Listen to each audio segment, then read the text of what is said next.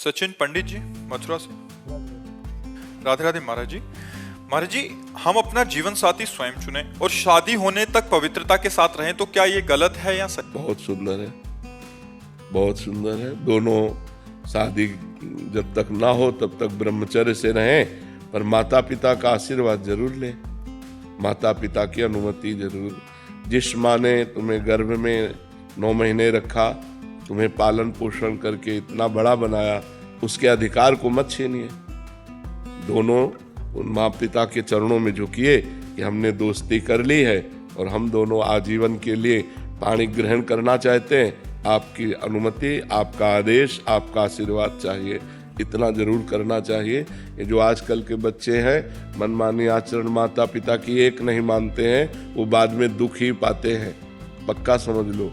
जब हमारे पुराने समय में किसी का पाणी ग्रहण होता था तो गांव भर के देवता पूजे जाते थे, बड़े बुजुर्गों की पूजा की जाती थी, सबका आशीर्वाद लिया जाता था कि हमारा पाणी ग्रहण संस्कार आजीवन मंगलमय चले। और आजकल क्या है, न माँ की मानना न पिता की मानना, आज इस लड़के से बेविचार, कल उस लड़के से बेविचार, और फिर शादी और फिर ब्रेकअप और फिर डिवोर्स, यही सब चल रहे हैं। और क्या चल रहा है? कहीं शासन नहीं, कहीं किसी तरह की मर्यादा नहीं, घर में किसी की आन मानती नहीं है, न मानते हैं बच्चे तो आगे चलकर शराब पीते हैं, ड्रग्स, इधर उधर बेविचार, और अगर ब्याह कर दो तो भाग जाती हैं, अगर ब्याह कर दो तो डिवोर्स कर देती हैं। मेरी वाइफ डेली मेरे से मनी की घोषणा करती है, मैं महीने में भी पैसा देता हूँ, फिर नाम भी जप करता हूँ, जैसे आप बोल रहे थे अभी कि नाम भी जप कर रहे हो और किसी को दुख भी नहीं देना, मगर बीवी को पैसा नहीं देते तो वो भी दुख में जाएगा। नहीं, ऐसे नहीं उचित।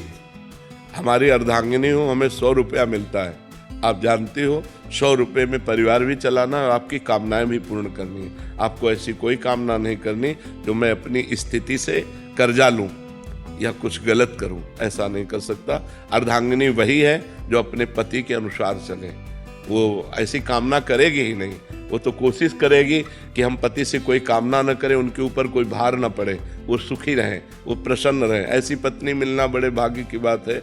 आज का बहुत वातावरण गंदा होता जा रहा है, तो बहुत अच्छे बच्चे हो, ब्रह्मचर्य से रहो जब तक ब्याह ना हो, और फिर माता पिता की अनुमति से ब्याह करो। महाराज जी, इसमें एक प्रश्न था महाराज जी, बहुत सारे ऐसे प्रश्न आते हैं कि जैसे लड़का और लड़की दोनों शादी करना चाहते हैं और अपना पूरा जीवन एक दूसरे के साथ निभाना चाहते हैं, बट माता मान जाती है तो पिता नहीं मानते, पिता मान जाते नहीं। आजकल माता पिता को भी सोचना चाहिए कि नया जमाना है, अगर वो आपसे अनुमति ले रहे हैं, आपके पैर छू रहे हैं, तो आप उसका आदर कीजिए।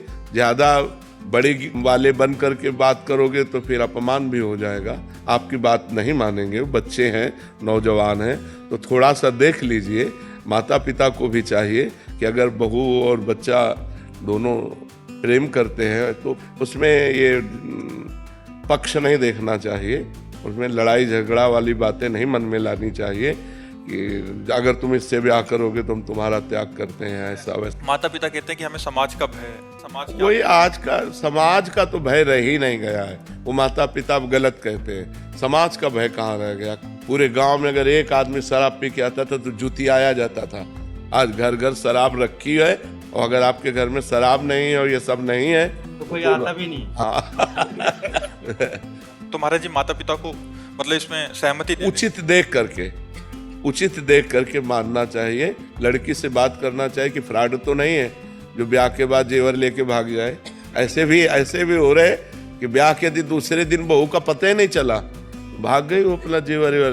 तो 2-4 बार लड़की से मिले, उसके घर वालों से मिले, उसका व्यवहार देखे, उसका चरित्र देखे। लड़के से मिले, हाँ, ऐसा चाहिए, ऐसे ही संबंध होता है, और फिर ब्याह कर दे।